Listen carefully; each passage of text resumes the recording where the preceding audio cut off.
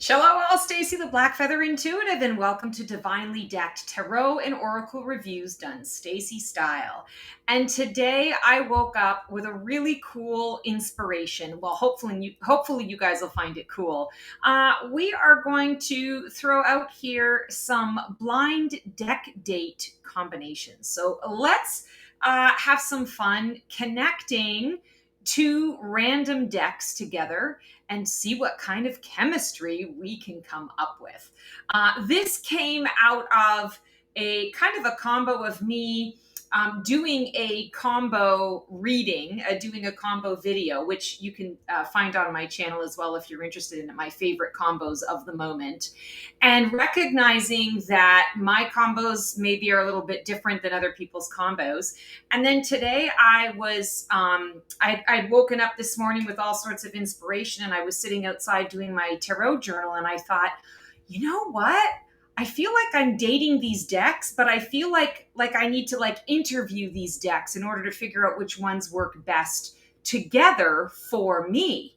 And then all of a sudden it hit me, and I was like, blind deck dating. That's what we're going to do. So without further ado, let's get to it. And we are going to check out the She's Wilderness and the Mystic Martian Oracle. So we've got a tarot and an oracle deck. And I just recently did a release of this tarot deck. It's brand new. It's the newest deck in my collection. It just arrived yesterday, and I was working with it today to get to know it. And I happened to just grab this Lisa Porter deck off of the shelf this morning, kind of haphazardly. Didn't even, because I was busy.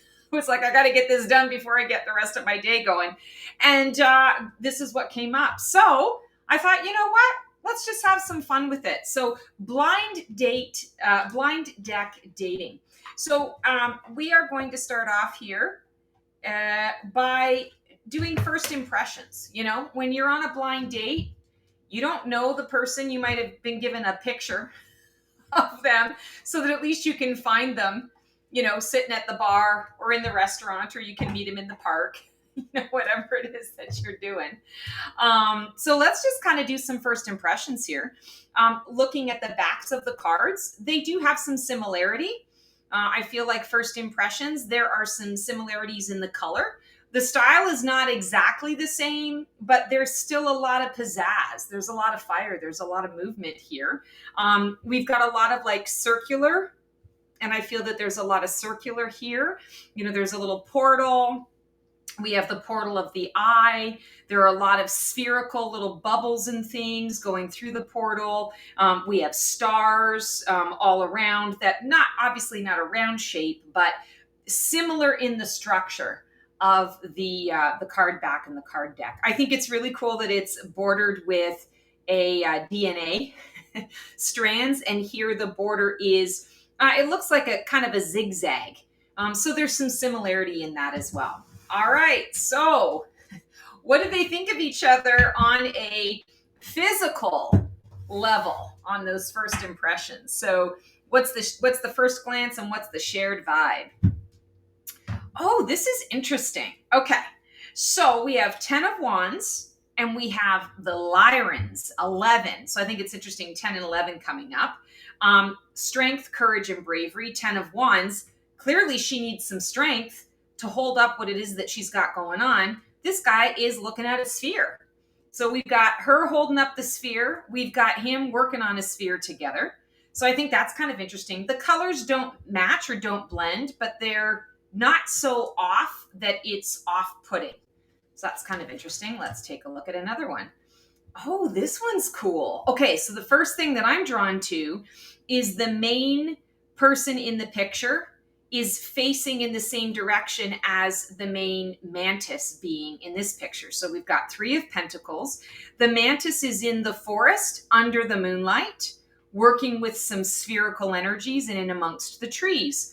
3 of Pentacles, we have 3 witches, Wiccans, that are creating, and most of the time we see Wiccans in nature, in the forest, creating their concoctions. So I think there's some similarity here, even though, again, the colors don't match entirely, but there is a lot of green. The mantis is green. They are all dressed in green, doing their witchcraft, right? Doing their potions and creating things. He's got a goblet in his hand, and she has a potion bottle in hers. So there are some similarities here. This is kind of interesting. So different enough, but also some similarities. Let's take a look here. Two of Cups, 20, tall whites, uncertainty, distrust, and guarded. So we have two figures. They're both holding cups in their hands. They're looking at each other. These guys are looking opposite. They're looking separate. It shows you kind of like two sides of the coin. So we have the Two of Cups, where they're looking together, coming together, union, pairing, partnership, maybe a soulmate connection. Here we have uncertainty, distrust, and guarded. So if I were to kind of get this message, I would say, okay, there's someone that I'm meeting that's going to have some of this energy or quality, but there is going to be a guarded feeling here. You know, maybe I got to break down the barriers a little bit. Maybe this person is a little shy or a little nervous, not too sure how things are going to go down, which would say to me, okay, maybe there's like a little warming up period that is required. This is so cool.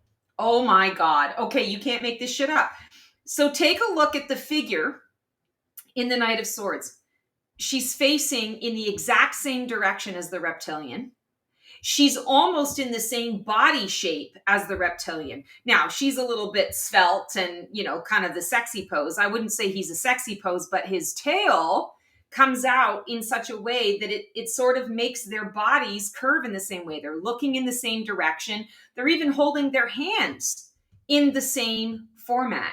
That is crazy. I love that. Okay, so, Knight of Swords, so impulsive, protector, goes in at all costs, extra, I want to say extra wordy about things. Reptilians, predator, survival, tyrannical. Yeah, you can absolutely have a moment where you go off half cocked and you look like a tyrant. You look tyrannical in your behavior. The Star and Ebons. Okay, this is interesting. Oh, 17 is an 8 and an 8. Wow. Okay, so there's definitely synergy in these cards already. So here again, they are facing in the same direction. They're both sitting with their legs crossed. Wow, that's fascinating to me. This one has pink roses. This one has pink lotus flowers. Just calling that out there. She's playing her harp, and there's some flowers all around the harp. He's got his little cactus here. And there's a piece to both of them. His message here is mystery, reading between the lines, and intuition. The Star card is vision, creating a vision. Imagining, going beyond what is expected. We have shooting stars, and we have the nightscape here with the moon. Yeah. Oh my goodness. I think this blind date is going well. Here we have Page of Cups and 34, the Ouroboros. Infinity, eternal, and past life. So the thing that I'm drawn to here is clearly she's in a womb. She's in the fetal position. She even has a snake or the umbilical cord, we could say. Here, she's not in a womb, but she's in the water. So it's like she's in that amniotic fluid. There's birth. She's creating something new, and she's in the water as she's gestating or creating. It's the same thing here. She's gestating and creating. So I think that's really kind of fun. And she's got two sort of phoenix wings or phoenix creatures, and here she has two fish, two koi fish. So there's some similarity there too here. Knight of Cups and the grays, the short grays, timid, misunderstood, and shy. Well, this is kind of interesting because the Knight of Cups is anything but timid and shy, I would say. Knight of Cups is very much about that creative energy, the creative flow, but sometimes can get lost in that creativity, not paying attention to the world around them, very focused on, what's in front of them right now. And the grays, timid, misunderstood, and shy. Perhaps when the Knight of Cups is out there and focused and being like all in with their romanticism and the grand gestures and the things and the stuff, the grays are like, I wish maybe I could be a little bit like that. Maybe I wish I could be a little more demonstrative, but I still feel what I feel. So that's kind of cool. And that's the first one where it's like, okay, there might be a little bit of friction there. Queen of Cups, we'll just do a couple more here. Queen of Cups, she's holding a cup. We have a Syrian here, artistic, integrity, honesty.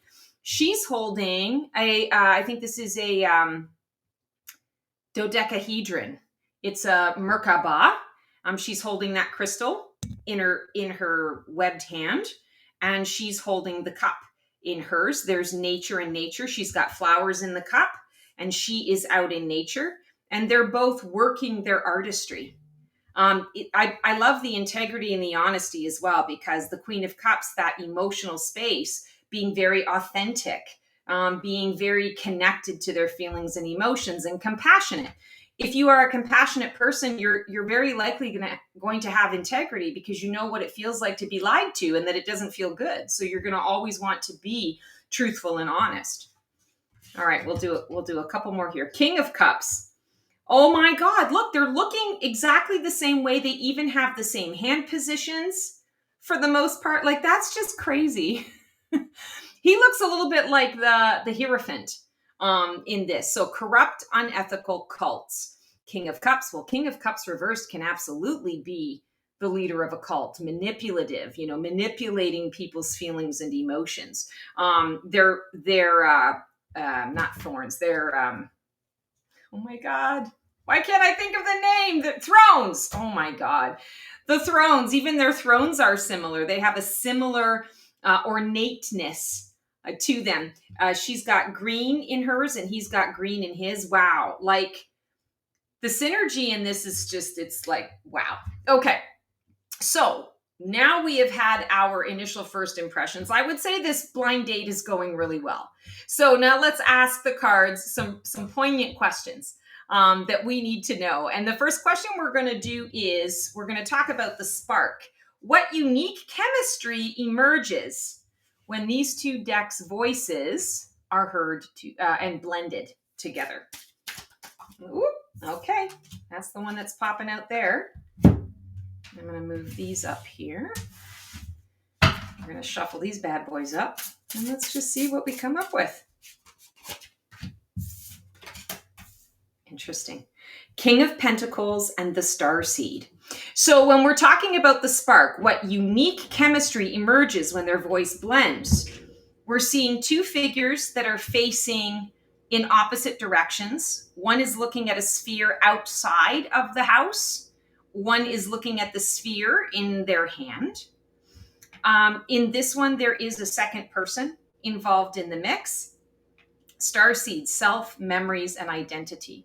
Longing for home. She definitely looks here like she's longing for something. She's looking at the pentacle and perhaps she's saying, I've got so many of these, and really I'm longing for something else. Maybe she's longing to be able to share this with others.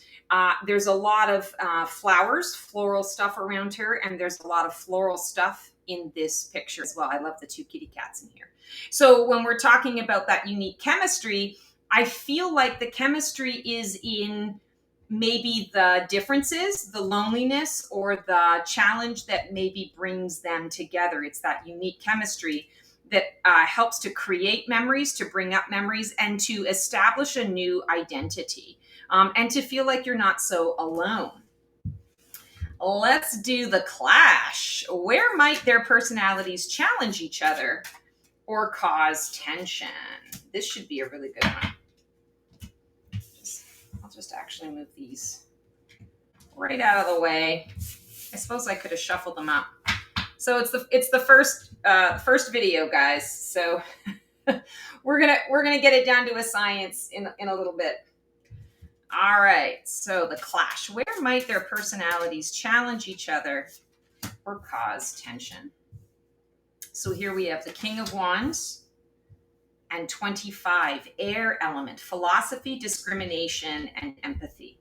So, what's really interesting here, I feel like the King of Wands, even though King of Wands tends to be a very jovial energy, the kind of energy that a lot of people really like and enjoy on first blush, King of Wands is fire. And so fire burns you can definitely get into a situation with a King of Wands where he just doesn't want to hear what you have to say anymore. She's done with you. She's like, I'm over it and I'm ready for something else. I'm moving on to the next project or the next thing, and I'm burning you, I'm singeing you, I'm cutting you out, I'm dissolving this situation. And I feel like the air element, like air makes fire hotter, right? It builds the fire. So I feel like there are going to be times in this card combination, in this little relationship, where they can burn each other out, where maybe the information that comes through can cause a little more of that, I want to say, lack of empathy that comes up, or pointing out where maybe you're not having empathy in a situation, or where you're discriminating in a situation. And I feel like it's not a love-hate thing. I feel more like it's, you're telling me something that I don't want to know. And we've had too much of one another for a little while. So we just need to go into our separate corners, cool off a little bit, and then we can come back together in a more balanced way. That's really interesting. Oh my God, this is so fun. Okay, so the next question, hidden layers. What unexpected truth does one bring out in the other? Oh, this is going to be a really good one. Especially because they're so different. Like one is such a, like she's wilderness. It's all about the, I guess it's that one. It's the divine feminine. And this one is more of like a, you're being schooled, or you're learning about all this sort of starseed energy stuff. Okay, so the unexpected truth that comes out. Oh, interesting. 5 of Pentacles and the Vesica Pisces. So we just talked about the divine feminine, birthing, fertility. 5 of Pentacles. So it's the card of worry. It's the card of lack, of scarcity, of feeling like I don't have enough, and what can I do if I don't have enough? So I'm just going to try and adjust this. The cats, I get it perfect, and then the cats come in and they cat, and then everything gets kind of jacked up. So I feel like the hidden layers, this deck is going to support this deck in releasing a lot of the fears, the energies, the anxieties that come up that cause you to feel like you can't move forward. It's interesting about the Vesica Pisces because it's these 2 circular entities that are very different. They're opposites, and they're coming together and they're meeting in the middle. And that's where that divine feminine energy comes from, right? That's where all of that energy sits. And I feel like that's so cool, especially because we're coming up with a 5. Interesting, we had 2 kings. So definitely this pairing, we can see that the divine feminine deck is actually the more action-oriented one. And the Mystic Martians one, I want to say, is the one that is a little more go with the flow and bringing more of the water and the air and the balance, I want to say, being the support, keeping everything kind of aligned, keeping a good level head on your shoulders kind of thing. So I think that's really cool. Okay, and we're going to ask now about future date potential. If these 2 card decks keep working together, what kind of guidance are they going to co-create? Let's see. Oh my God, this is so fun. Nope, that's the one. Ooh, Ace of Swords and 13, the Men in Black, stalking, intimidation, and confrontation. Oh, so I feel like this is a really good blind date, a really good first date. We might have a few dates here and there, but ultimately, I don't know if this is necessarily going to be the best pairing, because I feel like this deck is going to always point out where this deck is not being completely 100% truthful. So Ace of Swords is that pure potential. It's the inspired thought. And Men in Black are like, okay, listen, like we can't let you have that inspired thought. Like you can't let that get out. Like that's them's fighting words. That's too dangerous. We don't want the rest of the world to know about that.